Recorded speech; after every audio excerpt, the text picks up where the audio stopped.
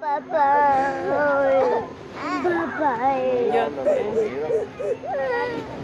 no quiero que me paren a mi papá, no quiero que lo deporten. What you're listening to are the sounds that have been missing from the policy debate around immigration, from the ones with the most at stake, children who've been forcibly separated from their parents.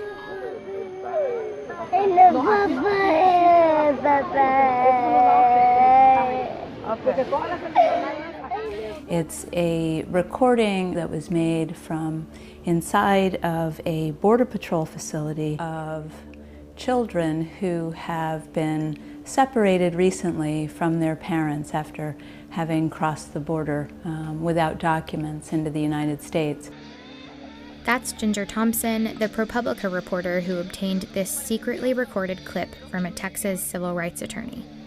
Bueno, aquí tenemos una orquesta.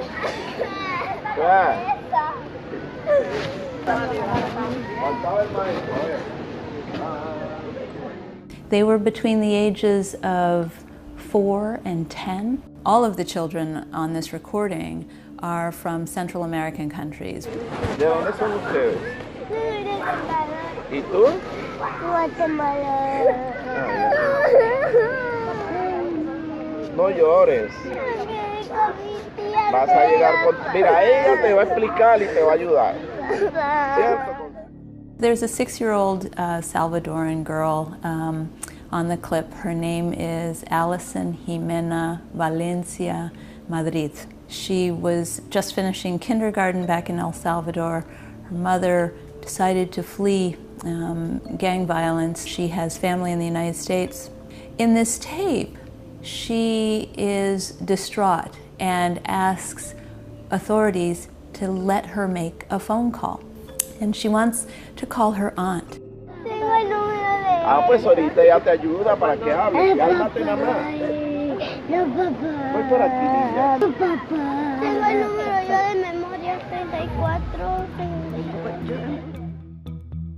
There are around 2,300 kids who have been separated from their parents since what's known as the zero tolerance policy was started by the administration in April.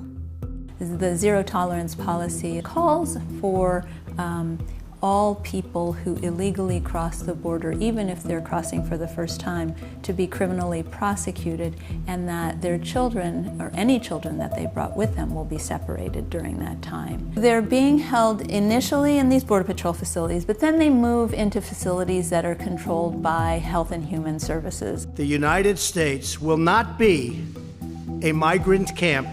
We do not have the luxury of pretending that all individuals coming to this country as a family unit are in fact a family. This administration has a simple message. If you cross the border illegally, we will prosecute you. The backlash to this policy has been swift and sharp. People with very diverse political views on every other thing seem to have come together to condemn this policy. I don't think we should obey a law that goes against what God intends, that you would take a baby, a child. It's terrible to see families ripped apart, and I don't support that one bit. We do have to find the middle ground of somehow, honoring the law of the land, but showing mercy to the immigrants. The administration has sort of been struggling to respond. And I would cite you to the Apostle Paul and his clear and wise command in Romans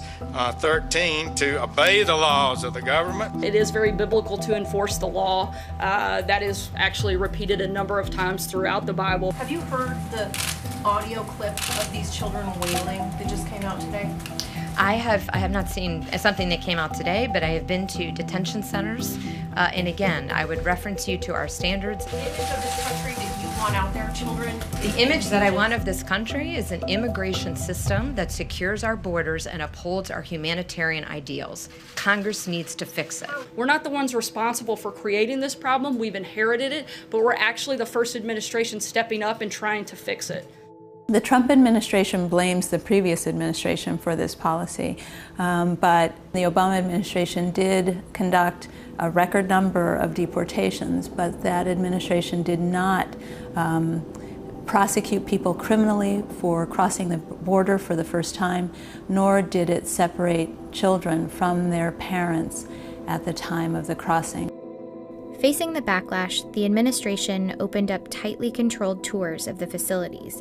This is handout footage from the government. Cameras are tightly restricted for journalists, and the children being detained are not allowed to speak to them. They can be sort of sanitized, very sterile experiences that show you what the shelter looks like, but when it comes to children, gives you very little sense of what impact being there has on them. For now, this clip is the closest we've gotten to hearing from the children.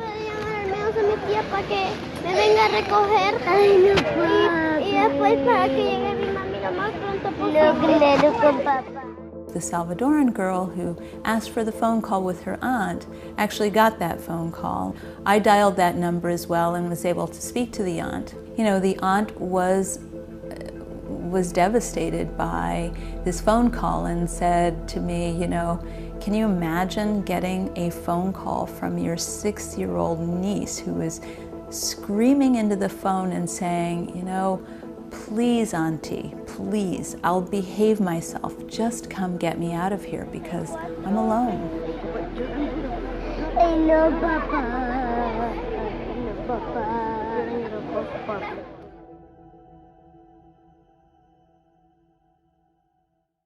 Thanks for watching. We want to keep reporting this story and talking to families who have been affected. So, has your family been separated at the U.S.-Mexico border? Or do you work in a border detention facility or aid families who have been affected by this policy? If so, contact us at the link in the description below.